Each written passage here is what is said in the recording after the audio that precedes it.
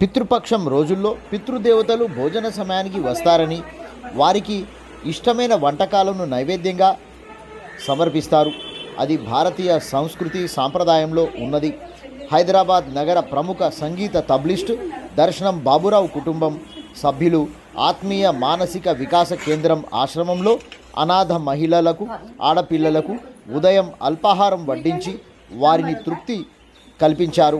పితృపక్ష రోజుల్లో పుణ్యం సంపాదించడం ఆనందంగా ఉందన్న బాబురావు కుటుంబం వృద్ధులతో, మహిళలతో, ఆడపిల్లల మధ్య గడిపిన సమయం ఎంతో ఆనందాన్ని పొందినట్లుగా తెలుస్తున్నది.